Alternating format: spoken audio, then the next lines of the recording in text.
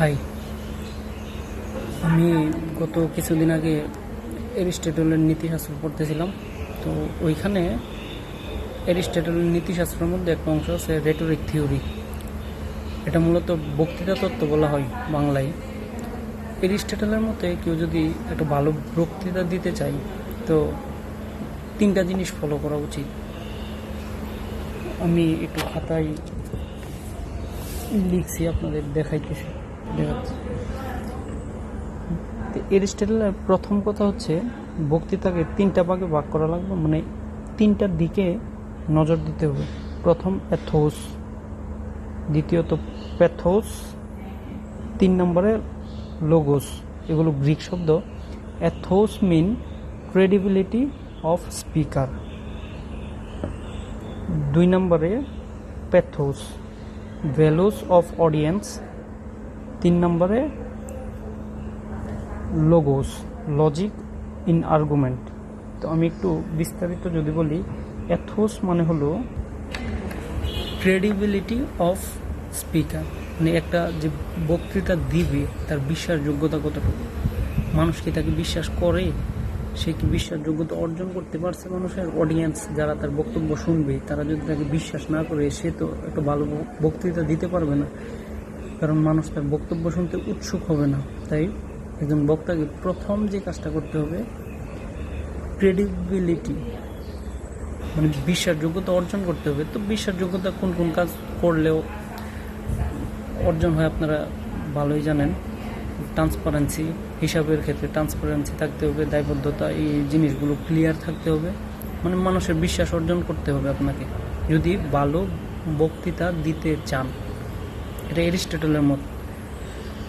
আচ্ছা, 2 নম্বরে আছে প্যাথোস ভ্যালুস অফ অডিয়েন্স, মানে যাদের উদ্দেশ্যে আপনি বক্তৃতা করবেন বা করতে চাচ্ছেন তাদের ভ্যালুস, তাদের মূল্যটা বোঝা, তাদের ইমোশনের সাথে অ্যাটাচ হওয়া, তারা কি চায়, তাদের চাওয়াগুলোকে আপনি বুঝতে পারতেছেন কিনা।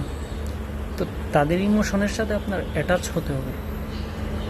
তো তাদের ভ্যালুস, তাদের মূল্যটা আপনাকে নির্ধারণ করতে হবে। তাদের চাওয়ার সাথে আপনার বক্তৃতার সম্পৃক্ত থাকতে হবে। তাই এটা খুব গুরুত্বপূর্ণ, আপনি যাদের উদ্দেশ্যে বক্তৃতা করবেন তাদের ভ্যালুস, মূল্য বোঝা, তাদের গুরুত্ব দেওয়া, তাদের ইমোশনের মূল্য দেওয়া, তাদের কথা শোনা, তাদের মতের সাথে আপনার যে চিন্তা ভাবনার একটা সংস্পর্শ বা মিলন ঘটানো আপনার প্রয়োজন যদি ভালো বক্তৃতা। আর 3 নাম্বার লাস্ট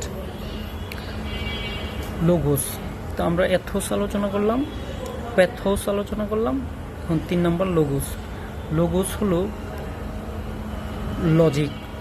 এরিস্টটলের বলতেছে যদি আপনি একটা ভালো বক্তৃতা দিতে চান তো আপনার কথার মধ্যে, আপনার বক্তব্যের মধ্যে লজিক থাকতে হবে, কারণ লজিক ছাড়া মানুষ আপনার কথা কেন নিবে। তো আপনার কথার মধ্যে যুক্তি নির্ভর কথাগুলো মানুষ নিবে, এই কারণে আপনি যা যা বলবেন তা যেন অবশ্যই যুক্তি নির্ভর হয়। এই 3টা জিনিস এটাকে বলে এরিস্টটলের রেটোরিক থিওরি। এই 3টা জিনিস আপনাকে ফলো করতে হবে।